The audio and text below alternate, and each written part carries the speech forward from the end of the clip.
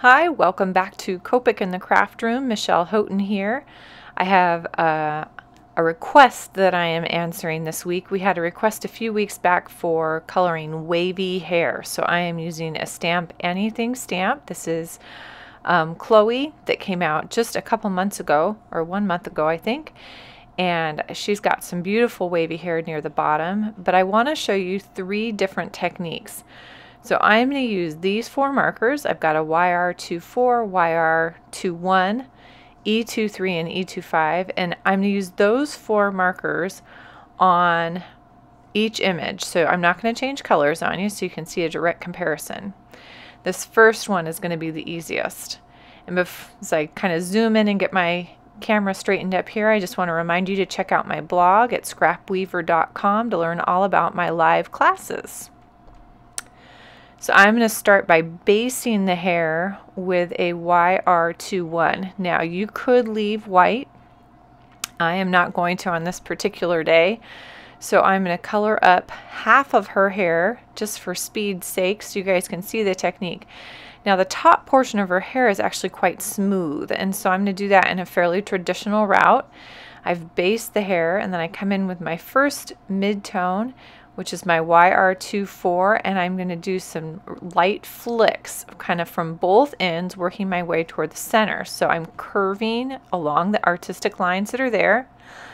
Then when I come down to the waves, you're going to notice I'm doing kind of a scribble or a squiggle. And I'm doing that in long lines, kind of with the length of the hair.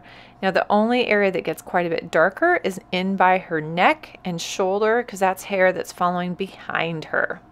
I go back up to the top of her head with my next color, which is my E23. And again, way up on the tip of my marker, doing nice long thin flicks. It's a lot about pressure control for this, but following the hairline. And then I come down again and notice long squiggles. Now I might, with this color, do fewer of them out at the outer edge of her hair, keeping them tighter together and thicker again by her neck and shoulder. So see how you can see it's already darker in that neck area? It's because it's falling behind her. E25 is the last color I'm using. Again, coming in with those long slender flicks, really light touch. Notice they don't get shorter. They're still different lengths. There's just fewer of them at that point. Adding those few long squiggles out near the outer edge, but again, compacting them tighter together around her shoulder, behind her arm, right up against her neck. That's the area that's going to get darkest. So I keep them tighter and closer to her. Now I could leave it here, but if it's just driving me nuts, all I can see is the squiggles. It just looks like a mess. I can come back in with YR24, which is my, or 21, sorry, my lightest color, and do a really light 1 pass. No scrubbing, just 1 flick over the top. So the second head of hair, and it's really done, the second head of hair, I'm going to base again with YR21. I just really want you guys to see kind of a direct comparison. So I'm starting really similar. And the top of the head is actually going to look almost identical on all 3 styles. Then I'm going to come down and do something completely different. I'm going to work from inner to outer. So I'm going to darken the inner side of every one of these waves. So you can notice that.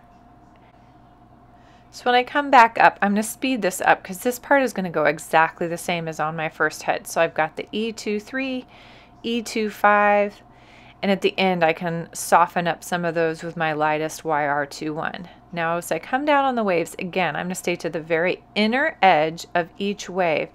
So I really do trace pretty much all the way down each of those waves with this E23.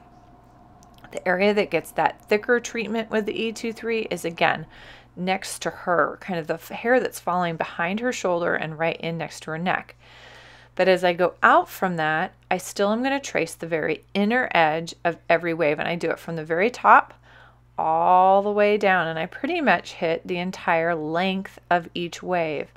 So that very outer edge stays that YR21, that really kind of pale yellow or yellow red. So hopefully you can already see what's happening there. The E25 is going to accentuate that further. So again, I'm coming down next to her shoulder, behind her arm, right up against her neck. But as I go out from that, I still am going to trace the very inner edge of each wave. So that very outer edge next to her shoulder, right in against her body and working my way down. A few flicks, now we can see a little bit of that texture. And again, working most of the way down the entire length of each wave as I work across and kind of from the inside outward on each of these waves. Very quick comparison side by side of the first two techniques. You can already see a huge difference. There's a difference in time. There's a difference in kind of definition. So this last one, we're going to start exactly the same. YR21 throughout. Remember, we're going to put more layers on this, so if this bottom layer isn't completely smooth, that's okay. And also, you might want to let it dry so you get kind of a real distinct flicking texture, and you can see those textures are laid down. I'm going to do the top of the head really fast at this point because you guys have now seen it twice, but it's the exact same technique. I'm working my way through the YR21, YR24, E23, and E25. At the end, I can go back with my YR21 and smooth that out a little bit if I want to, but very, very nice, subtle blending. So this one gets trickier, and it does take more time and a little more thought, or a lot more thought. So what I'm going to do is I'm actually going to start accentuating each individual wave. So not just the whole length of the hair, it's what I'm doing is every time it dips inward toward the body, I'm going to go in and add the darker. So I'm literally working down each strand of hair, and there's going to be a highlight as it pushes out away from the body, and it's going to get into shadows as it pushes back in toward the body. So I create all these little C curves with my color. You're going to see that more here with the E23 that's coming up next. So see, I'm going into each of those dips and adding even smaller amounts of E23. And as I go, because I'm working from light to dark, I can make corrections. As I get darker, I can define those areas even more. The darkest area is still and always will be the hair that's following behind her shoulders and down her back. But I'm kind of readjusting as I go, ooh, I think this wave needs more to really push it forward and back. And then, and I find a couple places as I go, ooh, that didn't do what I wanted it to. E25 coming back in, hitting a little bit darker still. Again, and now these curves are getting super short. These little flicks are minuscule, but it's pushing down into those deepest areas of curve.